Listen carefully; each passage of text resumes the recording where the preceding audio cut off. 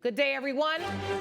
I was born and raised in Detroit. Growing up there, I saw people like me running things. This is a courtroom, not a circus, so we're gonna calm down. I'm sorry. What I found there was a passion that I didn't know existed. This is the bottom line. I'm excited to free fall into the limitless possibilities with we the people.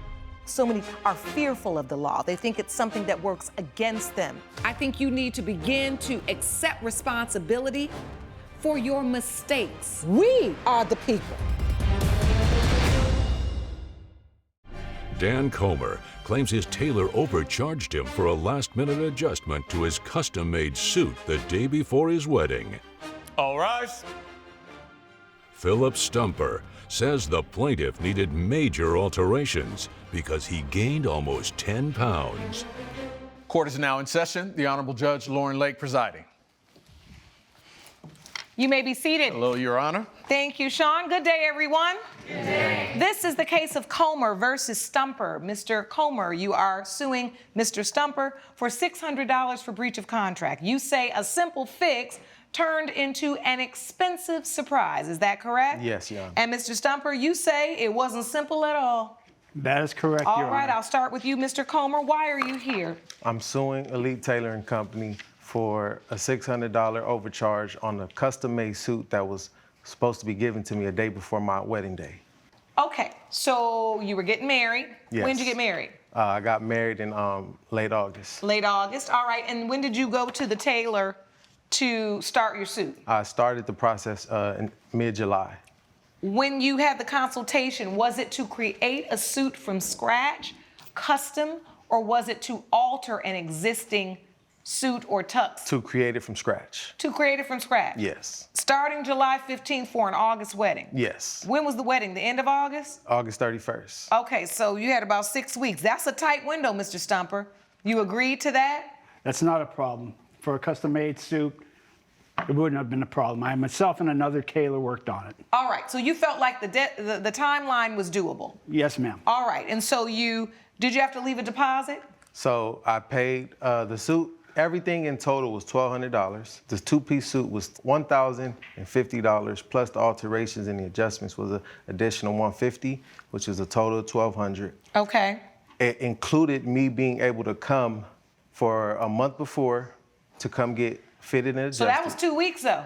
You need to come by August 1st, then. Yes. Okay. So when I came, Mr. Stumper agreed to check the fitting, check the suit, so I can be able to see what was needed.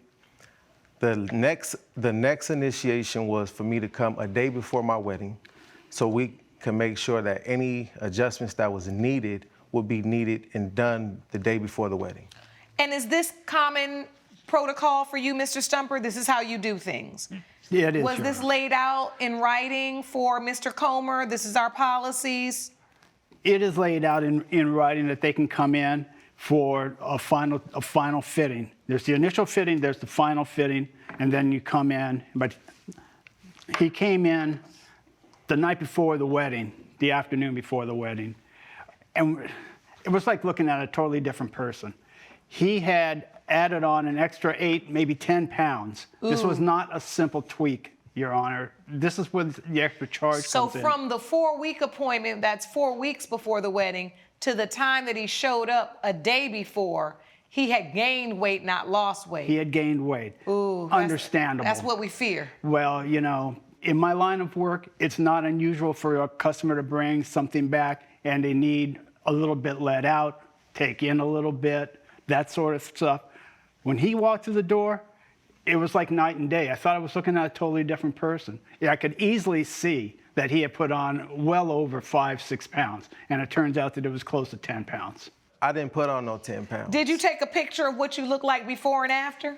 With everything that was going on, we were just so focused on trying to get married, get our vows, be able to be a union. So you presented evidence to the court, and in Exhibit A, you're showing the alterations, yes, the cost that you're suing for. Yes. Because there were emergency rush alterations for $150, trouser and a waist adjustment. You had to open the waistband, $125. Trouser seat and rise adjustment. You had to add additional fabric. Mr. Stumper for $75, jacket waist adjustment for $150, and garment repressing and finishing $100. That totals $600. What about this list do you feel is unreasonable? So the unreasonable part about it is I feel like he knew this was going to be a situation where I was going to be cornered. My wedding was the next day. He had you on the ropes. Yes. Your Honor, Did you have him on the if ropes, Mr. Stumper? I wouldn't put it that way, but I will say that he got off cheap at $600 because I had to bring in another tailor to help me. This was the night before his wedding, and these are not small adjustments. These are major alterations. You know, the drape was all wrong. I had to call in help. We worked all night, but I wanted the suit to be perfect because next day he was walking down the aisle. Coming up, He came back and tried to, for lack of a better term, get something for nothing. It's not unusual. I've never been brought to court over it, but many people have done this before. and later, As I was about to leave, Mr. Turner presented to me that I'd also be looking after his pet tarantula. Did you raise the price? Because once they say tarantula, we're going to need some gigantic more money. if you'll be in the Los Angeles area and want to bring your case to court, call 1-888-552-6878. You're watching Emmy-nominated We the People with Judge Lauren Lake. We're back with the case of Dan Comer, who blames Philip Stumper for overcharging him for adjustments to the suit for his wedding. So what happened in your estimation as a tailor over 30 years in business? Is it just that he didn't lose the weight, but he actually gained weight? What did you see the That's problem? not unusual, Your Honor. And the fact that he came back and tried to, for lack of a better term, get something for nothing, it's not unusual. I've never been brought to court over it, but many people have done this before. Now, when you had to call in the other tailor, in your policy, under the original fee for $1,200, it states standard alterations and fitting.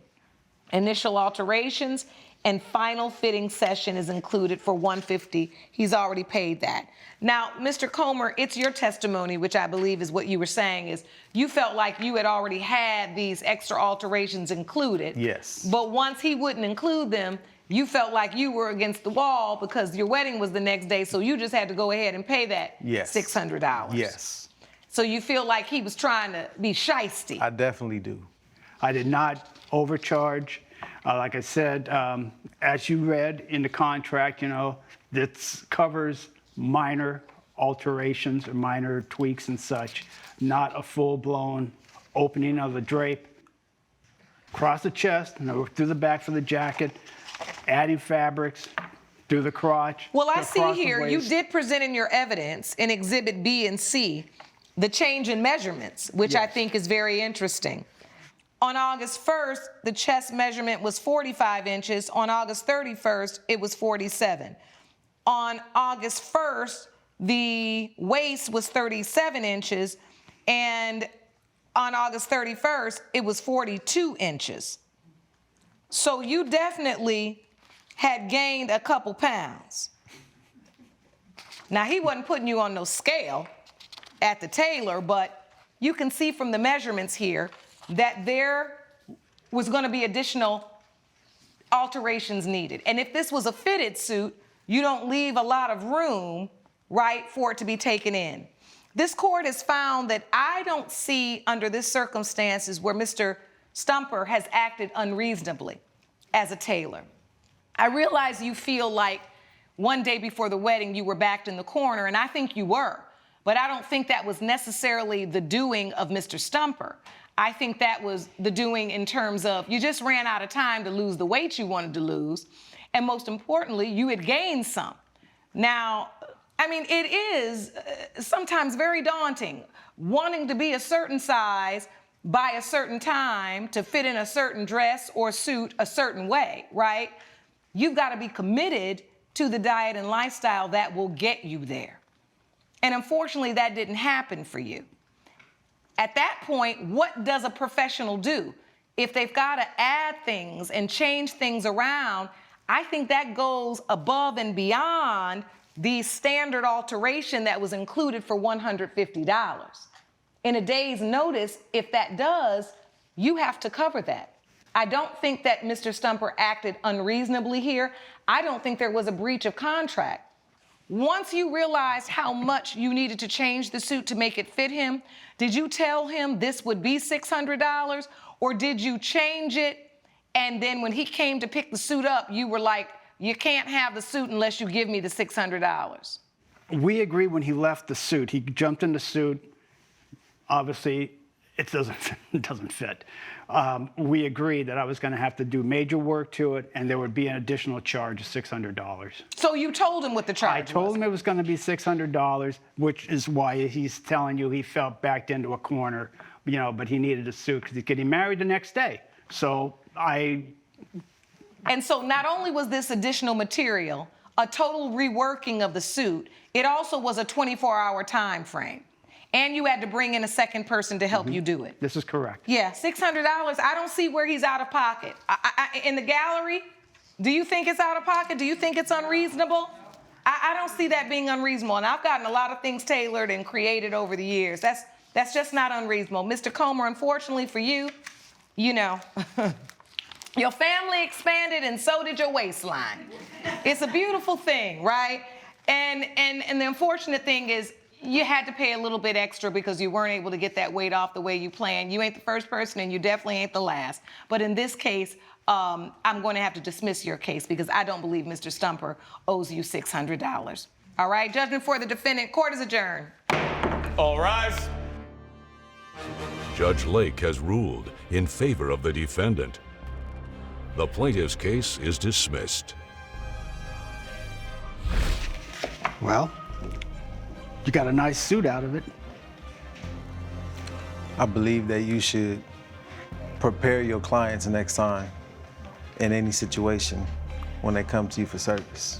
Coming up, I wake up in the morning, I feel a fuzzy object against my arm, just say that. And then Lord. I feel biting on my arm, very painful. So from this experience, I learned that I am allergic to tarantula bites, not something that I was hoping to ever find out. you're watching Emmy-nominated We the People with Judge Lauren Lake. Pet sitter Joshua Bennett claims he sought treatment after the defendant's tarantula escaped from its lair and bit him on his face and arm. Michael Turner says tarantulas are misunderstood and his pet is not vicious. Good day, everyone. This is the case of Bennett versus Turner. Mr. Bennett, you are suing Mr. Turner for $350 for negligence. You say that 8 legs led to one big problem. Is that correct? That's correct, Your Honor. All right. Mr. Bennett, why are you here today? So I'm here today because I met the defendant back in July. I was put in touch by a past client because I'm a pet sitter. I've been a pet sitter for a couple years now. This was for his 2 dogs. So you can look at Exhibit D. What is it about this evidence that you'd like to point out to this court? So in the text conversation, it only mentions that the defendant has 2 dogs. Yes. So a few days later, I met at Mr. Turner's house to go over the 2 dogs and just make sure we got along, make sure everything was good with them. But then as I was about to leave, Mr. Turner presented to me that I'd also be looking after his pet tarantula, and that was not disclosed anywhere in the text conversation, and it was just disclosed at the very end of our meeting. How do you take care of a tarantula, Mr. Turner? You feed them live crickets, probably 1 or 2 a day. How long have you had the tarantula? I've had the tarantula for 10 years. Oh, wow. How Yeah. long have you Her had name the is- dogs? Her name is Jules, by the way. Jules. Yeah. How long have you had the dogs? The dogs I've had for 4. Okay, so you accepted the fact that you were going to take care of the tarantula because you did. had time to think of it and time to decline. I did have time to decline. But And you did not. I did not decline. Did you raise the price or did you just say, you know what, my price is still the same because my hours are still the same? That's correct. I left the price the same just Honey, because... let me teach you how to do business after this case, okay? Because once they say tarantula, we're going to need some gigantic more money. Coming up, What about this scenario makes you feel that Mr. Turner was negligent in any way? Because I never actually saw the tarantula. you're watching Emmy-nominated We the People with Judge Lauren Lake. We're back with the case of Joshua Bennett, who brought Michael Turner to court over tarantula bites. Is there a picture of this tarantula in your evidence? Yes, it is in mine. I can give it to you. It is, Oh, exhibit. Oh, I see it. Ooh. What do you like about tarantulas? I'm really fascinated by them, and they're actually very misunderstood. I think everybody has this idea that they're scary or that they are vicious, but actually they're not. They can make wonderful pets. So, all right, I see what Jules looks like. Take me to the place where you feel like this went wrong. Correct. So the moment I arrived to take care of the pets, I didn't see the tarantula at all. And then I went to go feed the tarantula 2 live crickets, which is what I was told in the guidelines. I opened the enclosure, turned around for about 2 seconds to grab the crickets, and then put 2 crickets. Why did you open the enclosure, then turn around to go get the crickets? Why didn't you have the crickets in your hand when you opened it? Because you have to use 2 hands to open the enclosure. It's a solid metal lock. It had to be opened. So what happened now? You turned around to get the crickets, and what happened? Later that night, I go to bed for the night. I wake up in the morning, I feel a fuzzy object against my arm. We just say that. Oh, my Lord. And then I feel biting on my arm, very painful. You can see the spider bite. Yeah, kind of pretty my reaction nasty. to it. So from this experience, I learned that I am allergic to tarantula bites, not something that I was hoping to ever find out. And then your face, too? Yeah, all swelled up. So I proceeded to start wheezing and get dizzy, and I passed out. Okay, and may I ask you, what about this scenario makes you feel that Mr. Turner was negligent in any way? Because I never actually saw the tarantula at any point. But that's on you. Judge Lake's verdict when We the People returns. You're watching Emmy-nominated We the People with Judge Lauren Lake. I'm trying to figure out where in this process was Mr. Turner negligent. I think he was negligent in not telling you off the bat that he had a dog and a tarantula. Now, have you ever watched a tarantula before? I haven't, but I'm not afraid of spiders, and so. And that's okay. It's going to be a first time for everything. As you're building your business, there'll be a first time for many different pets, right? Correct. But there are also lessons to be learned, life lessons, and lessons in terms of your business. Now, he left you with everything that you would need to be able to take care of the tarantula. But that turnaround, that turning your back to get those crickets, that was the wrong move. And unfortunately, it was your negligence that was the proximate cause to the injury that you sustained. So for that reason, I'm dismissing your case. Judgment for the defendant. Court is adjourned. All rise. Judge Lake has ruled in favor of the defendant. The plaintiff's case is dismissed. Well, I feel vindicated. I'm glad that the judge was able to see that, in fact, I was right. And this is the last time I ever pet sit for anyone's tarantula. And I believe Jules wasn't in the enclosure at all to begin with, but I'm no judge.